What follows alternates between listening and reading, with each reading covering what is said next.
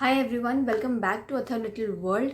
आज इस वीडियो में हम कुछ ऐसे वायरसेस के बारे में बात करने वाले हैं या फिर कुछ ऐसी बीमारियों के बारे में बात करने वाले हैं जो कोरोना वायरस से भी ज़्यादा स्प्रेड हो रही है, बट हम इतना अवेयर नहीं है उसके बारे में। शायद इसलिए हम उसके बारे में कभी बात ही नहीं करते हैं या फिर हम बात कभी करना नहीं चाहते हैं। सबसे पहली जो बीमारी है वो है सोशली एक्टिव रहने की बीमारी।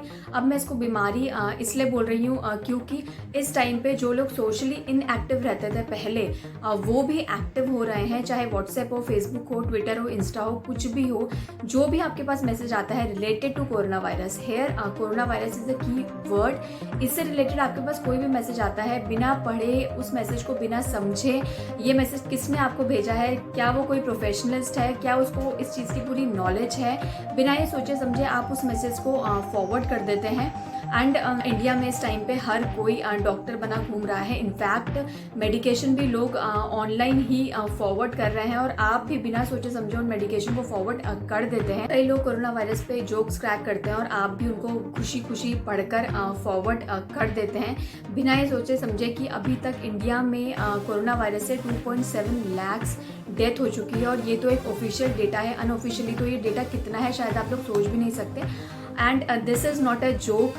अभी तक अगर आपको ये चीज़ भी समझ में नहीं आई है तो आई डोंट थिंक सो कि आपको किस तरीके से समझाया जाए। Yes, social media is very much important, because of this only we get many information, but you have to know which information is reliable, legitimate to forward और not. Unfortunately जो एक एडवांटेज होती है सोशल मीडिया की, उसे इस time पर लोगों ने एक सोर्स बना दिया, एक मेजर सोर्स बना दिया है मिस इन्फॉर्मेशन ट्रांसमिट करने। दूसरी जो बीमारी है जिसके बारे में बात करने वाली हूँ वो है र्यूमर्स फैलाने की बीमारी, जिसको हम अफवाहें भी बोलते हैं। यहाँ पर भी मैं बात करूँगी सोशल मीडिया की, क्योंकि यहाँ पर भी सोशल मीडिया बहुत ही इंपॉर्टेंट रोल प्ले करता है। In fact we are the people who are responsible for this. हम ही वो लोग हैं जो भी कोई मैसेज आता है, जो भी कोई इन्फॉर्मेशन आती है, हम लोग सिर्फ फॉरवर्ड कर देते हैं बिना ही सोचे समझे कि क्या ये किसी ट्रस्टेड सोर्सेज से है या नहीं।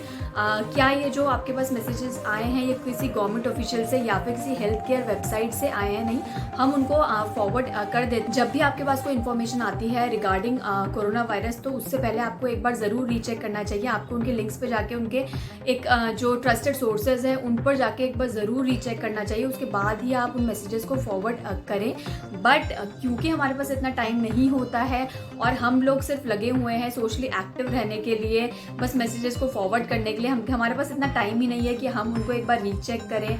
हमको तो बस फर्स्ट आना है, हमको बस सोशली एक्टिव दिखना है कि हम लोग भी इस रेस में भाग रहे हैं। हर किसी को इस रेस में फर्स्ट आना है। आई डोंट थिंक सो कि यार लोग ऐसा क्यों सोचते हैं कि अगर वो सोशली इनएक्टिव है तो उनको लोग सोचेंगे कि अरे इसको तो कुछ पता ही नहीं है, अरे इसको तो कोई इन्फॉर्मेशन ही नहीं है इसके पास। तो ऐसा बिल्कुल भी नहीं है। ये पूरा एक सर्कल है, एक सोशल मीडिया का जो प्लेटफॉर्म है पूरा सर्कल है। यहाँ पर कोई भी फर्स्ट नहीं है, कोई भी लास्ट नहीं है। हर इन्फॉर्मेशन आपके पास आ रही है, आपको भी कोई फॉरवर्ड कर रहा है और आप भी किसी को फॉरवर्ड कर रहे हैं, तो यहाँ पर कोई भी फर्स्ट और लास्ट नहीं है। इस टाइम पे in fact everyone wants to show their presence online. मुझे नहीं पता कि ऐसा क्यों है, कि क्यों लोग ऐसा सोचते हैं कि अगर वो ऑनलाइन एक्टिव हैं तो वो बहुत ही नॉलेजेबल है या फिर उनको बहुत ही नॉलेज है इसके बारे में। और जो लोग सोशली एक्टिव नहीं हैं या फिर जो इन मैसेजेस को फॉरवर्ड नहीं कर रहे हैं या फिर नहीं दिखा रहे हैं कि हमको ये सब इन्फॉर्मेशन पता है, तो उनको कुछ पता ही नहीं है। तो ऐसा बिल्कुल भी नहीं है। इस टाइम पे जो प्रॉब्लम है, मेन जो प्रॉब्लम है वो ये नहीं है कि आपके पास इन्फॉर्मेशन नहीं है या फिर जनरल लोगों के पास इन्फॉर्मेशन नहीं है कोरोना वायरस की। कोरोना वायरस की इन्फॉर्मेशन बहुत है, बट द मेन प्रॉब्लम है इसकी मिस इन्फॉर्मेशन जो है वो ओवरलोड हो रही है। ये समझना आपको बहुत ही ज़्यादा ज़रूरी है। अब हम बात करते हैं कुछ मिथ्स की रिलेटेड टू कोरोना वायरस। वैसे तो ये मिथ्स जो हैं वो लास्ट ईयर से चलते आ रहे हैं, बट यहाँ पर मैं आपको एक छोटा सा रिमाइंडर देना चाहूँगी इन मिथ्स से रिलेटेड। तो फर्स्ट जो मिथ है वो है home remedies can cure and protect against कोविड-19। तो फ्रेंड्स, कोई भी ऐसी होम रेमेडी नहीं है, चाहे वो आपका गार्गल हो, चाहे आपका जो सॉल्ट वाटर है, कोई भी आप होम रेमेडी कर रहे हैं, कोई भी आप काढ़ा बना रहे हैं, चाहे आप वो दिन में हर 15 मिनट के बाद ले रहे हैं, कोई भी होम रेमेडी आपको कोविड-19 से नहीं बचा सकती है, and that is the truth. The best approach is to wash your hands properly for 20 seconds at least at a time, and या फिर आप किसी हैंड सैनिटाइज़र, आप अल्कोहल बेस्ड हैंड सैनिटाइज़र आप यूज़ करें। क्राउडेड प्लेसेस पर ना जाएं, और अगर आप जा भी रहे हैं तो आपको फेस मास्क लगाना बहुत ही ज़्यादा ज़रूरी है। सेकेंड जो मिथ है वो है drinking alcohol reduces the risk of infection.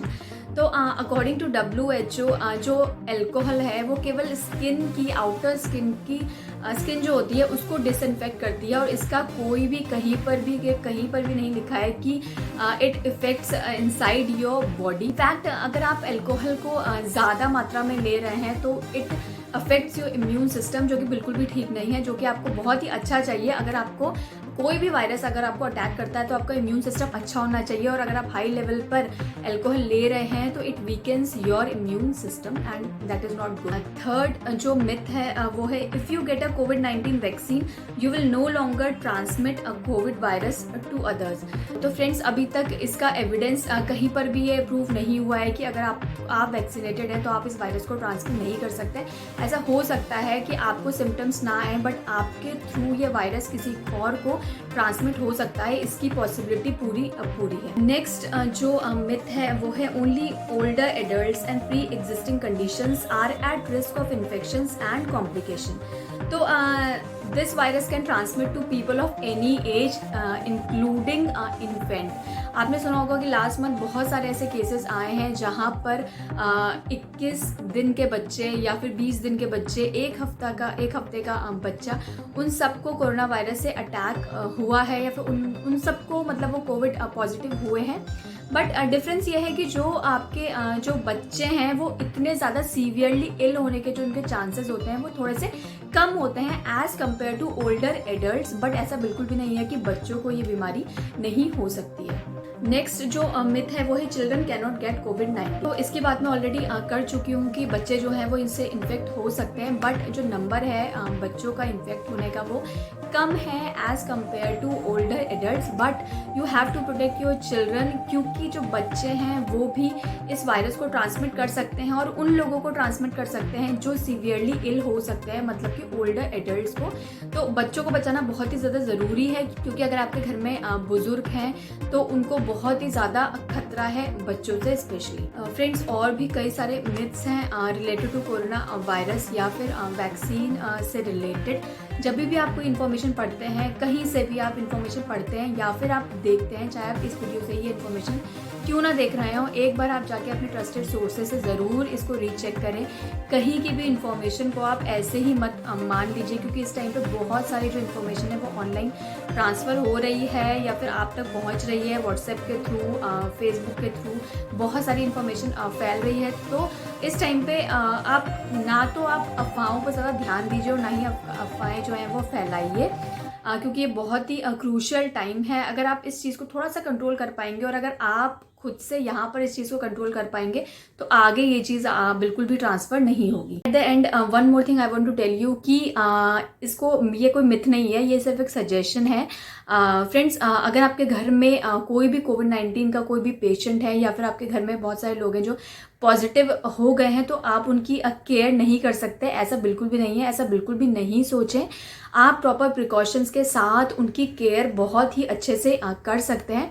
In fact मैंने कई लोगों को देखा है, वो लोग ये सोचते हैं कि घर में 4 लोग पॉजिटिव हो गए और एक अगर पॉजिटिव नहीं हुआ तो हम लोग ये सोचते हैं कि उसका जो इम्यून सिस्टम है वो बहुत अच्छा है। तो ऐसा बिल्कुल भी नहीं है। अगर 4 लोग पॉजिटिव हैं और एक अगर नेगेटिव है तो वो जो बचा है वो सिर्फ प्रिकॉशन से बचा है, ना कि अपने इम्यून सिस्टम से। इम्यून सिस्टम आपका तब पता चलता है जब आपको ये वायरस अटैक कर जाता है, उसके बाद आपका इम्यून सिस्टम कैसा है उस पर डिपेंड करता है, ना कि उससे पहले।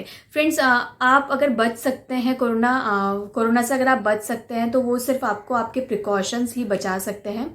आप प्रॉपर प्रिकॉशंस के साथ हर किसी कोविड पॉजिटिव पेशेंट की केयर बहुत ही अच्छे से कर सकते हैं। इसलिए बिल्कुल भी आप पैनिक मत करिए, और अपना अगर आपके कोई नियर वन डियर वंस कोई भी अगर कोरोना पॉजिटिव हैं तो उनको आप भले ही आप आइसोलेट करिए, क्योंकि आइसोलेशन बहुत ही इंपॉर्टेंट है। आइसोलेशन करना तो बहुत ही ज़्यादा इंपॉर्टेंट है।